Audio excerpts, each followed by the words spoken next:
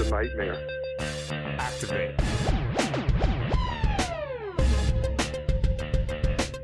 Okay, so here we are. Question number 7. Table 8 shows the information about some food components in cow's milk. So you have the type of things that you're gonna find. So you got the energy, fat, salt, calcium, and vitamin B, and you're gonna have the value per 15 centimeter cubes of the milk.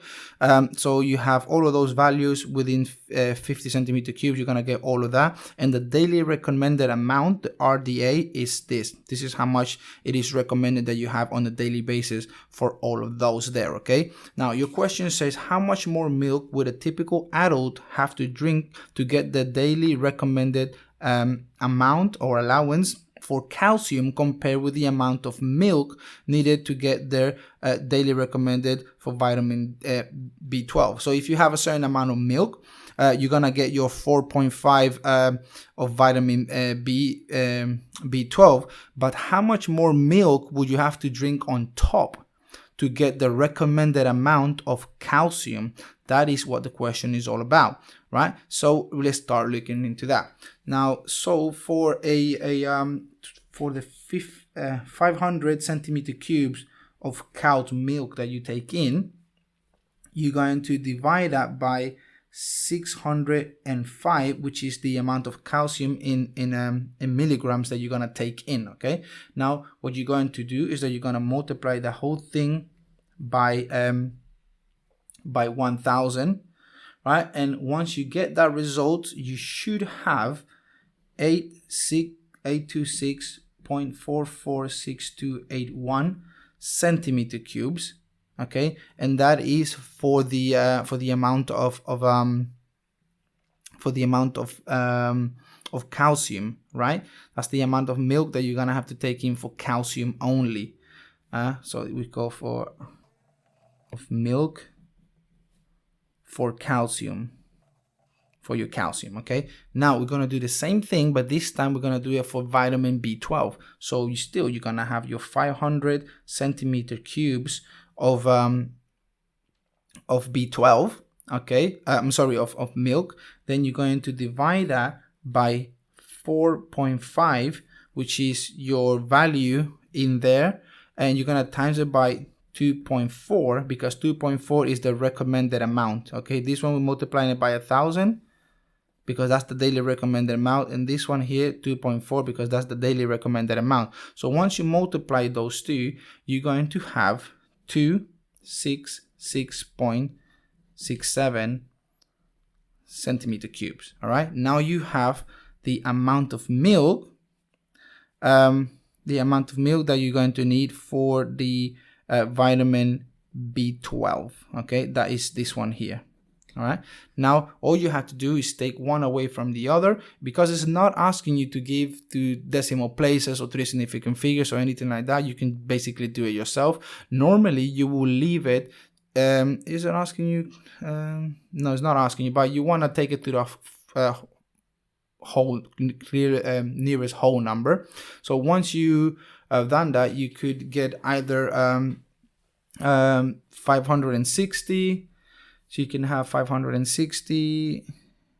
You could end it up in 559.8, whichever you prefer. You can go up to 559.7 or whatnot. So it all depends on where you want to leave it, because it's not specifying any of those will be a correct answer for you. Okay, right. So let's move on to question 7.2. Okay, so here we are, 7.2. Describe how a student could test cow milk to show whether it contains proteins and different types of carbohydrates. Okay, so we're looking for a test to show that cow's milk has proteins and different types of carbohydrates. All right, so what tests are we going to do? And this is a 6-mark question. You want to make sure you cover everything in there. Okay, so we know that burette is a reagent that can use to test proteins.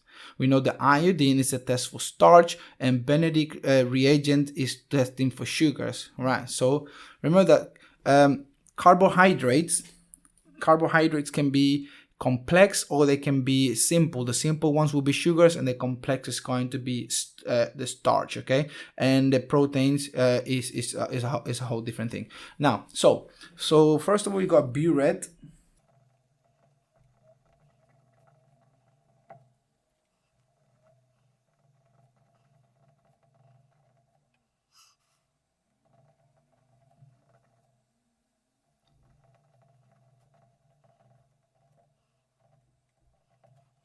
So that's going to be your first one. Now for the second one, to test for starch.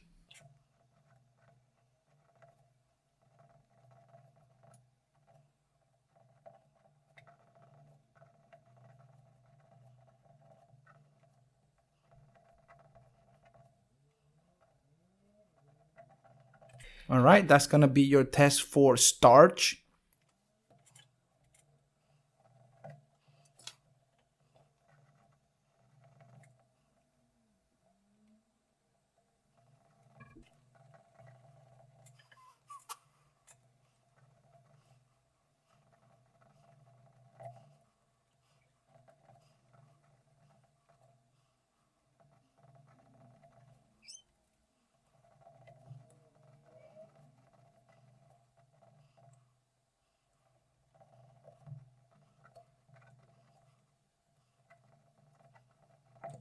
All right, and there you have it. That is your test for sugar. So we can move on now to question number 3. There you go. So question 7.3. A scientist investigated the effects of bile on breaking down a fat in a sample of milk. The scientists used an indicator that is colorless in solution with a pH lower than 10 and pink in solution with the pH above 10. This method is used. You add 1 drop of bile to the test tube and 1 drop of water to the second test tube. Add the following to each test tube: 5 centimeter cubes of milk to both of them, 7 centimeter cubes of sodium carbonate solution to make the solution go above the pH of 10, and that's going to be for each one of the tubes as well. 5 drops of the indicator, okay, to each one of the tubes, and 1 centimeter cube of lipase to each one of the tubes. Lipase is the enzyme that breaks down fats.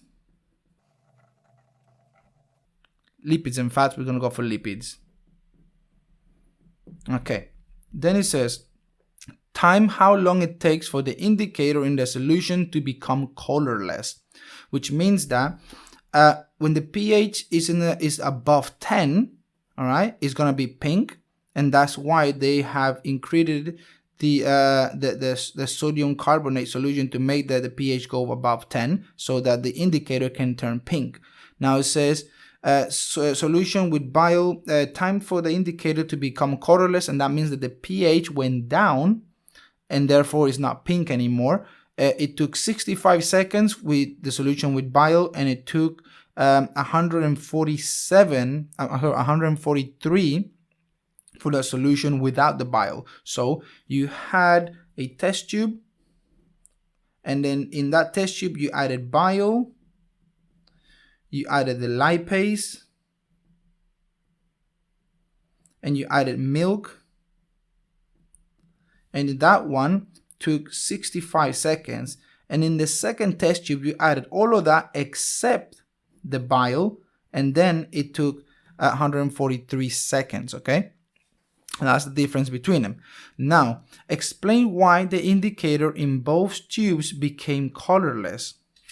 Okay, so when the lipase breaks down the fats, it breaks it down into fatty acids and glycerol.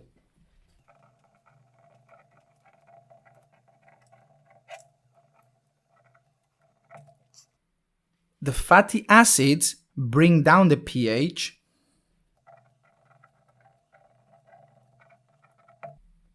and because the pH went down, the indicator turned clear because it doesn't react, or it is colorless with the lower pH.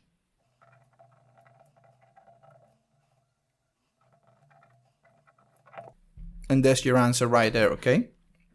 So they add the sodium carbonate to make the pH go above 10 so that the indicator could turn pink. And as the lipase is breaking down the fats, is producing fatty acids, and those fatty acids are bringing down the pH to below 10, because we know that the acids have a lower pH, or they will neutralize some of those alkalis and bring the pH down, and therefore the indicator turns colorless because it's colorless under pHs that are below 10. All right, and that will be your answer for question 7.3. So now we got 7.4. Give the reason why the measurement of the time taken for the indicator to become colorless might be inaccurate. And that is pretty simple, because observations that are based on color change are based on opinions. Now we could say, well, no, that looks orange, or that looks like a very light red, or some might say, no, it's kind of to look pink. So it depends on your perspective in your own in your own opinion, and that's why it might be slightly inaccurate. Okay.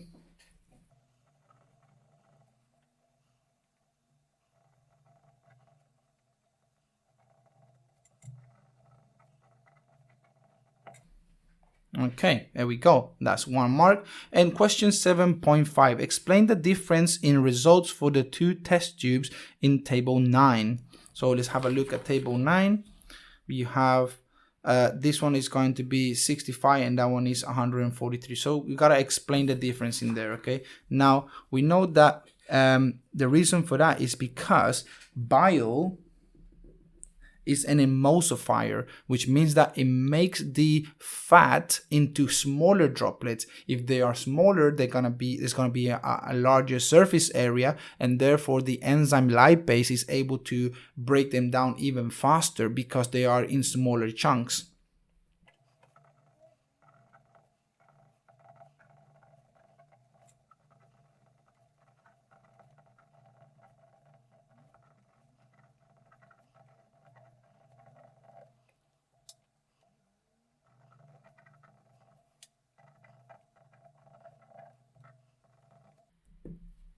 And that's your answer for that. So I hope this is useful. I'm going to be making a video for paper 1 biology of 2019. So make sure you click on the video as well to make sure you get all of those questions reviewed in preparation for your exams.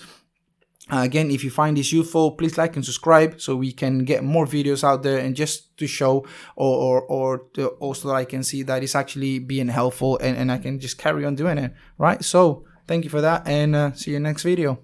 It was a nightmare. Activate.